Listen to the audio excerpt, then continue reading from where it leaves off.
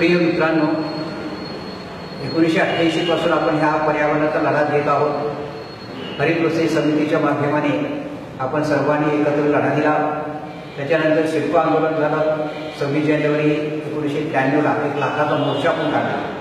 शासनाने आपलं म्हणणं लक्षात घेतलं। आपल्या ह्या पश्चिम वसईसाठी 0.33 हा FSI दिला, तर हे बिल्डर घुसू शकले नाही आहे।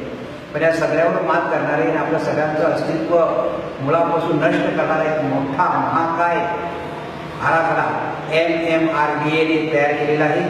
त्याने वसई हा मुंबईचा एक भाग केलेला आहे आणि जे मुंबईला त्यांना नको आहे ते सगळं वसईला ढकलणार आहे। मी फक्त एक वाक्य तुम्हाला वाचून दाखवतो की वसईमध्ये ते काय करू शकतात। हिरव्या पट्ट्यामध्ये 10 हेक्टरपेक्षा अधिक क्षेत्राच्या जमिनीवर सर्व प्रकारच्या उद्योगधंद्यांना मंजुरी असेल।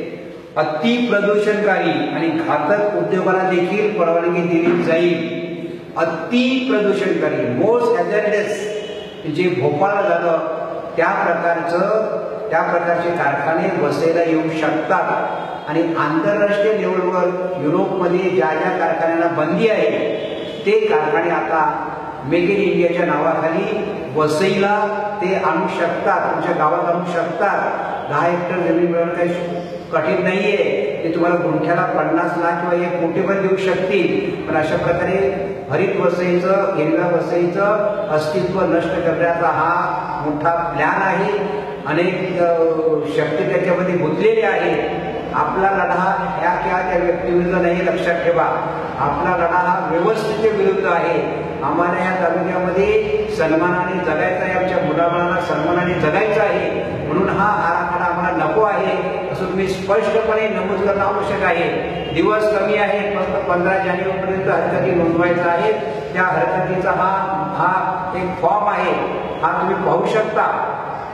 कार्यकर्ते आपल्या गावात येतील, तुम्ही तुमच्या हरकती स्पष्टपणे नमूद केल्या पाहिजे। त्या कार्यकर्त्याला तुम्ही द्या, त्याची झेरॉक्स इथे काढली जाईल। निर्मला वाघोलीला ऑफिस काढलेलं आहे आणि ते सगळं MMRDAच्या ऑफिसला सबमिट केलं जाईल, सादर केलं जाईल। पण तुमच्या प्रत्येकाचं म्हणणं महत्वाचं आहे। इथे सह्याची मोहीम नाहीये। प्रत्येक व्यक्तीने आपला स्वतःचा हा आहे आक्षेपपत्र, हे हरकतीचं हे पत्र स्वतःच्या नावानिशी लिहिलं पाहिजे आणि जेव्हा बोलावणं आहे तेव्हा तिथे सुनावणीसाठी गेलं पाहिजे। कारण माझ्या मित्रांनो, वसईकरांच्या अस्तित्वाची ही शेवटची लढाई आहे।